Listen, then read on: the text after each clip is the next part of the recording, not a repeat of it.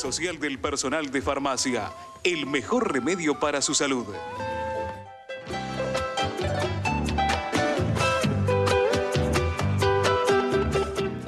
Continuamos con Proyecto Federal y ahora vamos a hablar de economía y de política.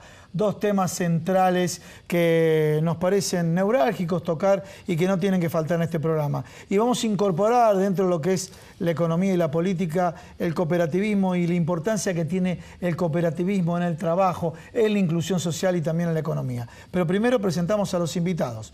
Nos acompaña el licenciado Mariano de Miguel. Buenas noches, ¿cómo te va, Mariano? Buenas noches, gracias por invitarme. Bueno, y también tenemos otro invitado. Exactamente, también tenemos aquí en nuestros estudios a Martín Cindia. Como bien decía Gustavo, vamos a hablar sobre ley de medios y también vamos a estar hablando sobre el cooperativismo en América Latina, la importancia, el concepto de inclusión que durante estos últimos años hemos escuchado muchísimo y por qué, ¿sí? También darle una mano al otro desde el lugar que nosotros tenemos, también ayuda a lo que hace a este concepto general de lo que es inclusión. Martín, ¿qué tal? ¿Cómo estás? Bienvenido. Muchas gracias por la invitación a ustedes. Por favor. Bueno, comenzamos el programa de la siguiente manera, comentando este bloque, comenzamos el bloque.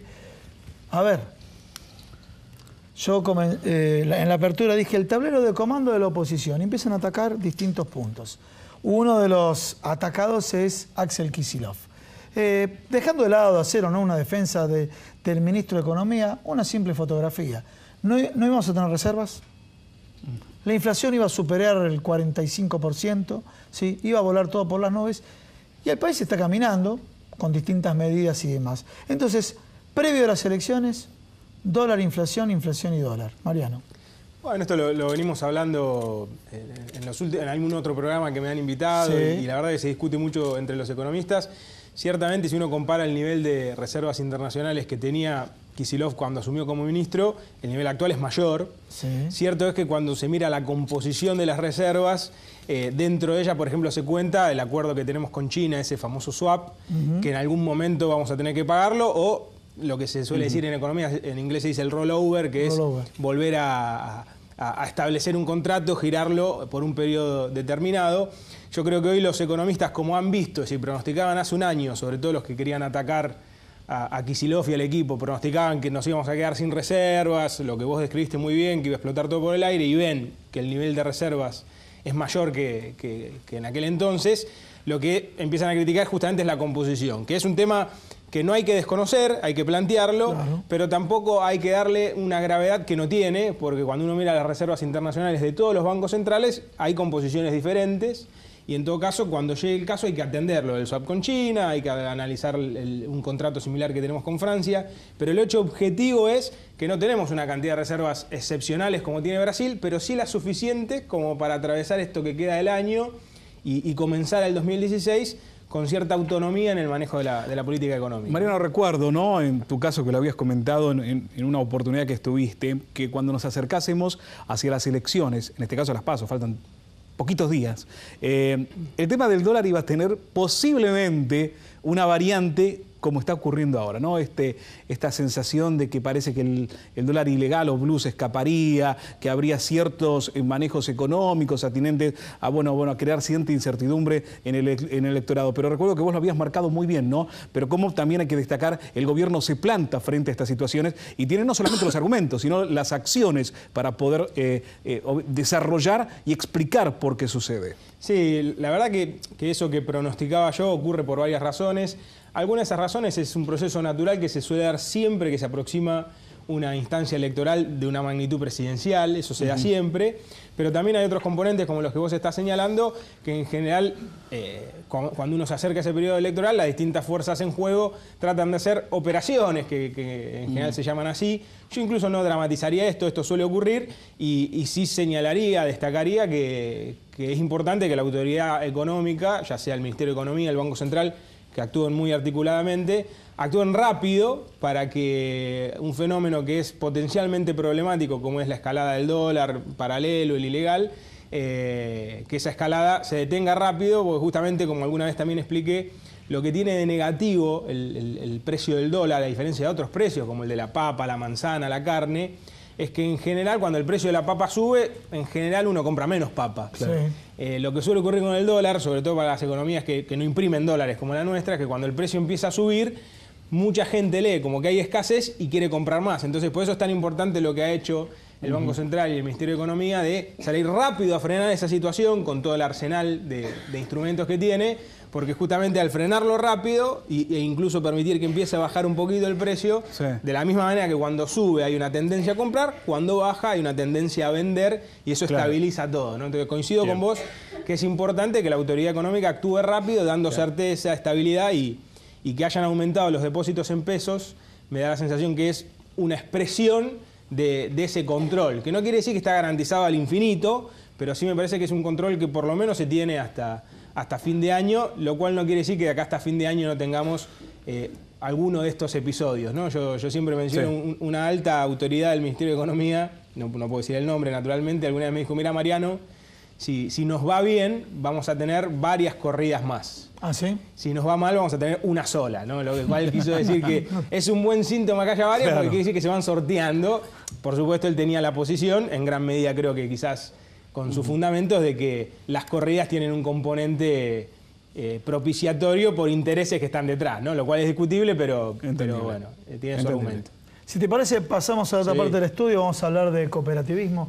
Bueno, Martín, a ver, el cooperativismo realmente ha tenido participación en Argentina en distintos sectores. Le quiero comentar a toda la gente que nos sigue en Proyecto Federal, vos sos presidente de Radio Cooperativa. Claro. Y a su vez integran la Federación de Cooperativas, ¿no? Exacto, vos recordá que a partir de la sanción de la nueva Ley de Servicios de Comunicación Audiovisual, las cooperativas, los medios cooperativos empiezan a proliferar en toda la Argentina, debido a que bajo la vieja regulación, que era la Ley de Medios anterior, las cooperativas y las mutuales estaban vedadas de acceder a lo que era una licencia de radio o televisión.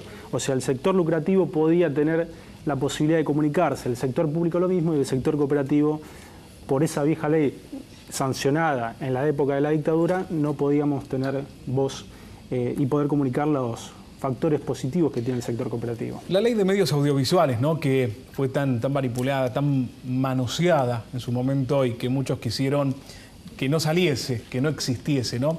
Y como bien los marcás vos, ¿no?, qué importante es que la gente entienda, que el televidente entienda, que hoy, como lo marcaba en cooperativas, por ejemplo, en este caso, que tengan la posibilidad de tener una representación a través de un medio, de una radio, de un canal.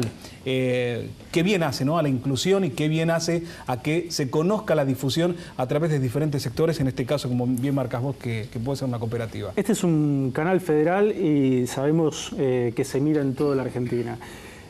Explicar qué es una cooperativa en cualquier localidad es fácil. Es muy fácil. ¿Por qué? Porque uno de cada dos pueblos o ciudades del interior de la Argentina, los servicios básicos están dados por una cooperativa. O sea, conocen y viven continuamente. Nos referimos a luz, gas, teléfono. Exacto.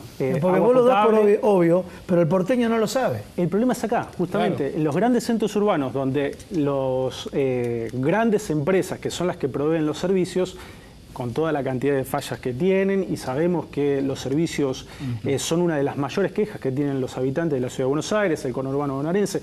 Sin ir más lejos, recordar lo que fue diciembre del año 2013, donde estuvimos muchos de nosotros casi una semana sin luz. Bueno, esto en el interior no pasaba. ¿Por qué? Porque cada vez que hay un corte, los usuarios, que son los mismos asociados a la cooperativa, o sea, son la misma comunidad, se brinda el servicio a sí mismo, van y le golpean la puerta al presidente de la cooperativa, y esto inmediatamente se resuelve. ¿Cuántos medios dio la posibilidad al día de hoy, por ejemplo a través de cooperativas, que naciesen, ¿no?, a lo largo y ancho de nuestro país? ¿Qué porcentaje? Bueno, hay cantidad de radios, podemos hablar más de 80 hoy, radios AM, radios FM, radios por internet, que también trabajan bajo la figura de cooperativas, y también hay canales a lo largo y a lo ancho del país, lo cual nos permite también plantearnos, primero, la devolución de un derecho para nuestro sector, un derecho para la comunidad de brindarse a sí mismo el derecho de la comunicación justamente, y además también un desafío, que el desafío es competir bajo los cánones exigentes por el televidente, por el oyente de radio, bajo la misma cantidad de de potenciales oyentes, o sea, competir por lo que son los oyentes, con la mejor calidad posible y, por supuesto, también salir a competir por la pauta pública y la pauta privada que nos permitan hacer sostenibles y sustentables a nuestros medios de comunicación. Antes de pasar a otro tema, ¿por qué no comentás casualmente el alcance que tiene Radio Cooperativa comparado con las top, vamos a mezclar el inglés con el español, con las top 10 de las radios, ¿no es cierto? Porque tiene un alcance muy importante, ¿no? Bueno, Radio Cooperativa tiene un alcance de más de 300 kilómetros desde la ciudad de Buenos Aires y además tiene una cantidad de repetidoras que hoy asciende a las 26 a lo largo y a lo ancho del territorio, donde retransmiten buena parte de nuestra programación. Otra, nosotros además incentivamos que se genere producción local, porque de esa manera, de alguna manera cumplimos con la ley de medios y además entendemos también que las comunidades, como venimos hablando, necesitan saber qué es lo que pasa dentro de sus ciudades o pueblos, ¿no? La inclusión y la identidad, ¿no? Porque también que algún sector determinado de nuestra sociedad pueda hacer reflejar a través de un medio su identidad, su idiosincrasia, su lugar, su cultura, es sumamente importante, ¿no? Por supuesto, es una mirada muy porteña, muchas veces la que se plantea desde los medios de la ciudad de Buenos Aires, y sabemos que en el interior los pueblos y las ciudades, o sea, quienes viven en esos pueblos y las ciudades, no están pendientes de lo que pasa en el Puente Pueyrredón o lo que pasa en el Obelisco. Muchos quieren saber qué es lo que pasa en cada una de esas localidades, qué es lo que está pasando, qué es lo que está haciendo el intendente, qué es lo que está pasando en la provincia, en la región, qué pasa con sus productores, qué pasa con aquellas empresas que brindan sus servicios. ¿Te parece? Después vamos a hablar de las cooperativas y las actividades económicas. Por supuesto. Vale. Bueno, pasamos nuevamente con Mariano de Miguel. Mariano, cuando nos referimos al ministro de Economía, Axel Kicillof, y tanto Alejandro Banoli como Kicillof han tenido que sortear obstáculos psicológicos del establishment. Dicho de otra manera, en estos nos confiamos, más o menos eran las palabras.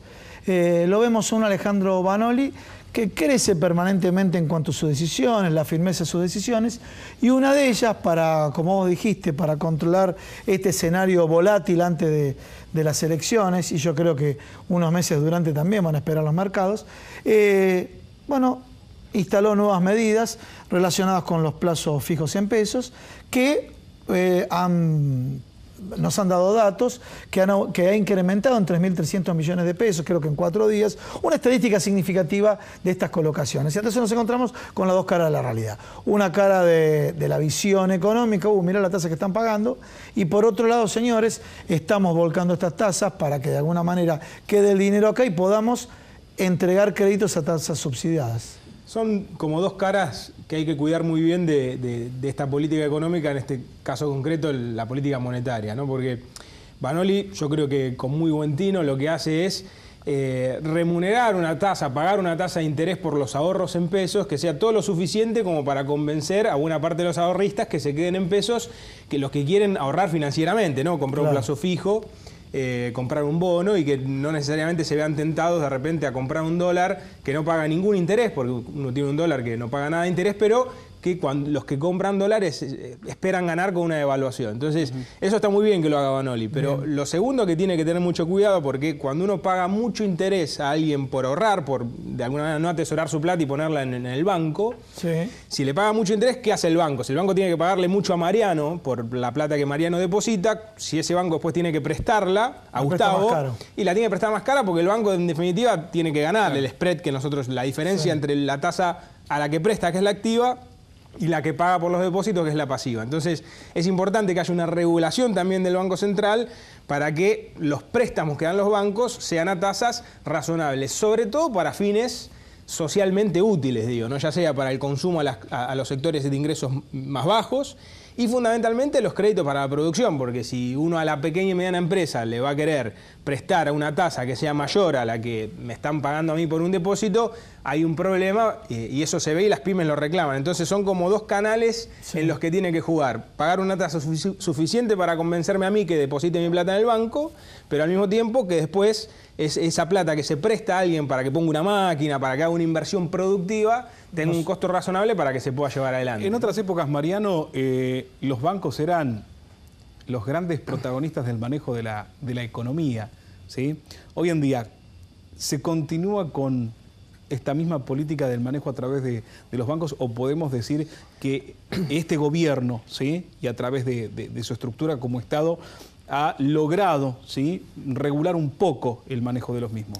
Yo creo que ha ocurrido lo último, pero me parece que en este caso, para responder eso, hay que contextualizarlo en el mundo. Es decir, el sistema financiero está totalmente articulado con el productivo, por eso a veces no es conducente oponer uno al otro. Lo que hay que tener conciencia es que desde el 1600 más o menos hasta el 1800 en el mundo, el sistema financiero, los bancos, como lo llamamos en forma más coloquial, han tenido la manija, por así decirlo, del conjunto. Del 1800, que es comienzo del siglo XIX, hasta hace 30, 40 años me da la sensación de que siguieron siendo muy importantes, pero la producción, la industria, es como que pasó a tener la manija y dominó más al sistema financiero. De hace 30, 40 años para acá se revirtió de vuelta ese proceso y por eso hay una gran discusión, ya no en la Argentina ni en Latinoamérica, en el mundo, que es que esta discusión comenzó con la crisis del 2008, cuando estalló justamente el sistema financiero, que es ¿cómo hacemos que el sistema financiero, que es muy útil para prestar, dar crédito, cumpla esas funciones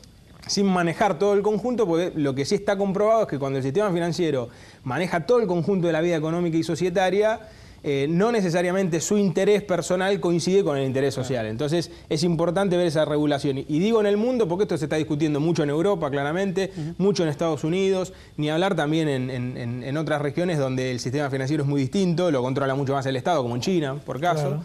Y en Argentina desde ya, porque nosotros lo vimos desde Martínez de Hoz para acá, vimos la crudeza de un sistema financiero que no se lo pone a disposición de la producción y del progreso social, sino básicamente un sistema financiero que sirvió como para succionar el esfuerzo productivo de la sociedad y fugarlo. Ya. Bien.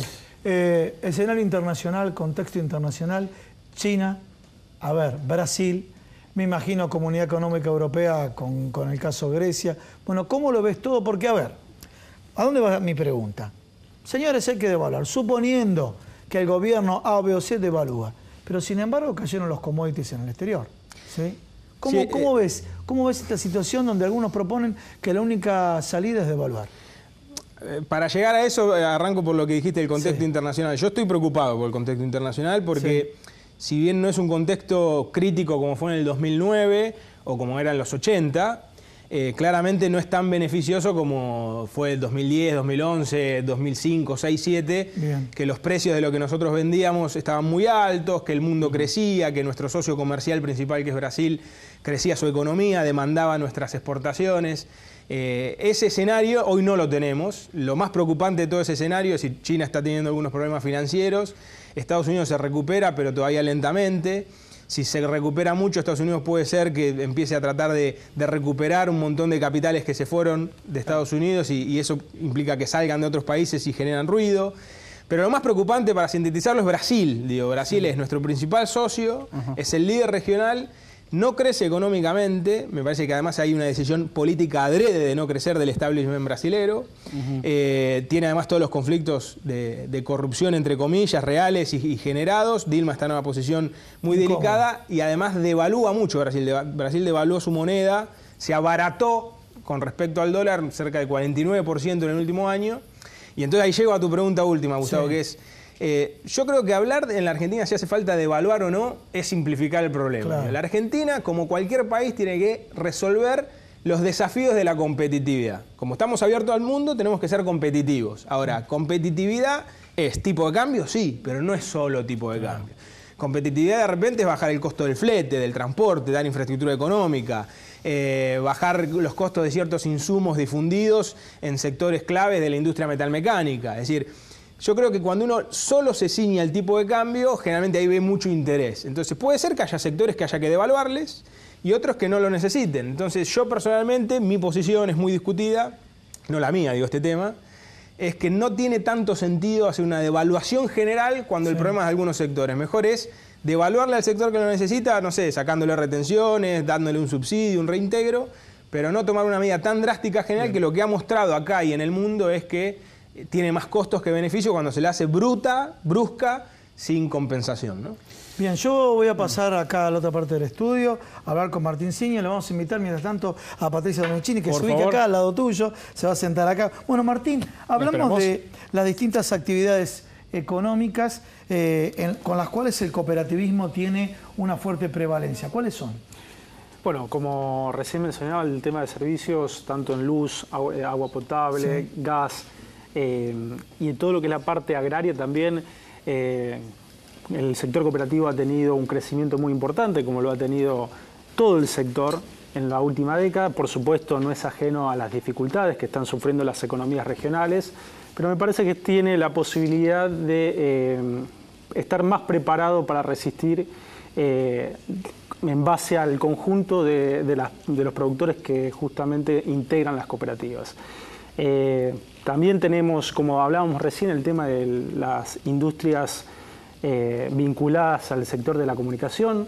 A partir de la nueva ley, como mencionaba, se han creado nuevas productoras a lo largo y a lo ancho del país, donde están justamente permitiéndole a muchos jóvenes, a muchas personas vinculadas a los medios de comunicación, tener la herramienta necesaria como para poder producir en los canales cooperativos, pero también en los canales privados. Y esto nos permite a todos los que estamos dentro del sector seguir creciendo y seguir apostando por el camino que venimos transitando. Martín, yo doy un ejemplo, pero creo que este ejemplo se debe multiplicar por miles en todo el país. Hay una cooperativa, un restaurante, yo voy a dar el nombre, Ale, no tenemos ningún chivo acá, y de pronto desaparecieron los dueños, hubo un vaciamiento de la empresa, y ahora vemos que hace publicidad en distintos medios este restaurante, porque la cooperativa está en manos de los trabajadores. Bueno, ¿qué importancia en este concepto de preservar las fuentes de trabajo que tiene el cooperativismo? Sí, por supuesto. A ver, hay cantidad de casos positivos y hay cantidad de casos negativos. Sí. Por supuesto, cada una de las realidades de cómo se forma la cooperativa, en este caso de trabajo, tiene mucho que ver cuál es la situación en la que se encuentran de crisis. Sí. Las cooperativas tienen las mismas exigencias que el resto de las empresas privadas, porque competimos en un mercado, porque aquel que consume no se pregunta si es una cooperativa o no. Lo que busca es un buen servicio, lo que busca es un buen producto.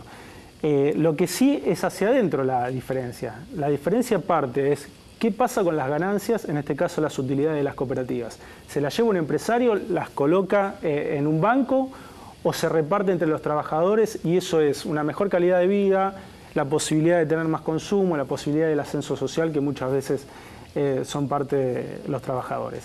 Por ahí pasa el tema. ¿Por qué? Quienes defendemos este modelo trabajamos en función de eso, porque creemos que hoy por hoy, así como hemos llegado a ser el 10% del Producto Bruto Interno de la Argentina, tenemos que seguir trabajando para poder alcanzar una mayor participación. Para eso necesitamos de la presencia del Estado, como viene siendo en esta última década. La verdad que el cooperativismo ha transitado de muy mala manera lo que fue la década del 90, que también venía con el proceso militar, ese periodo económico que nos costó mucho salir.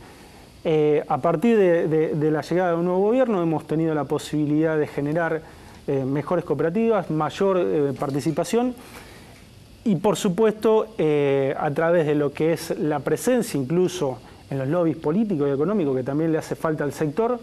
Hoy por suerte tenemos la posibilidad de tener 3 legisladores dentro del Parlamento, cosa que antes no pasaba. Hemos logrado que los principales candidatos del Frente para la Victoria se comprometan en seguir manteniendo la política. Tal es así que el precandidato Daniel Scioli anunció la creación de un Ministerio de Economía Popular y uno de los candidatos con posibilidades en la provincia, como es Julián Domínguez, anunció la creación del Ministerio de Cooperativas.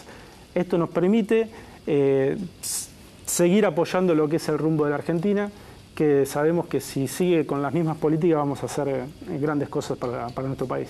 Bueno, estamos cerrando el programa y hoy nos acompaña Patricia Dominicini. Patricia, es la semana de la lactancia materna, ¿no es cierto? La importancia, ¿no?, que tiene. La importancia y recordar que sí que es la semana, esto fue por iniciativa de la Organización Mundial de la Salud y de UNICEF. Sí. Así que la semana es del 1 al 7 de agosto y bueno, recalcar la importancia de lo que es sobre todo, o no solamente para el bebé, sino también para la mamá y todo un combo fisiológico y psicológico también. Lo psicológico tendrá que ver con la mayor vinculación y todo el desarrollo de la parte emotiva entre el vínculo mamá y bebé. pero fundamentalmente y dentro de lo fisiológico, la importancia de que el bebé se amamante, o sea, que la mamá amamante al bebé para que realmente pueda favorecer esto al crecimiento natural, al crecimiento fisiológico, al desarrollo madurativo del bebé, ¿sí? Recordemos que la leche materna es la que le da al bebé en las primeras instancias de vida, en los primeros momentos de vida, los nutrientes fundamentales para el desarrollo orgánico. ¿Qué pasa en aquellos casos? Bueno, obviamente es importante lo que decís vos, pero hay casos donde, bueno, sabemos que la mamá no puede amamantar al chico por diferentes circunstancias. Entonces, ahí es como que también está la impotencia en ese momento del rol de la madre, ¿no? Frente a esta situación. Claro, en realidad habría que ver cuáles son los inconvenientes por los cuales la madre no puede amamantar. En muchos casos es cuestión de nerviosismo, ansiedad, miedo, miedo al dolor, por ejemplo, que provoca amamantar. Entonces eso tendrá que ser visto a nivel psicológico, a nivel médico, para que pueda detectar. No son la mayoría de los casos, digamos, no son la mayoría de los casos donde hay algún problema orgánico serio. Bien. ¿Sí? Por eso lo principal es que antes del nacimiento del bebé la madre se vaya preparando, como decía el médico antes, el doctor, con una buena alimentación, que vaya haciéndose masajes en la mama, tratando de utilizar cremas humectantes, crema de caléndula, la lanolina hidratada, que son estos medicamentos que se preparan en farmacia desde hace tanto tiempo para evitar el resquebrajamiento de los pezones, para evitar el dolor, y que, bueno, tiene que poner al nene a amamantar y que el chiquito con la succión empiece y favorezca la producción de más leche. No siempre es que la madre no tiene leche, ese es un temor y una ansiedad que genera, que bueno, que hace que no practique el acto del amamantamiento. Bueno, Patricia, realmente muy importante. Muchísimas gracias por estar en el programa. Algo para recordar, que el lema fundamental para este año, el lema fundamental para este año es lactancia y trabajo, con lo cual se les va a dar a las mamás la posibilidad de que en sus trabajos tengan el tiempo y el espacio necesario para amamantar. Patricia Menicini, muchísimas gracias como siempre por haber venido, un placer. Gracias. Muchas gracias, realmente siempre muy instructivo. Y bueno, Martín, también. Martín, primera vez que viene al programa, muchas gracias por estar aquí. Muy bien, tenemos que irnos, Gustavo, así que amigos, gracias a ustedes por haber estado, un placer. Bueno, nos vemos la semana que viene con más Proyecto Federal.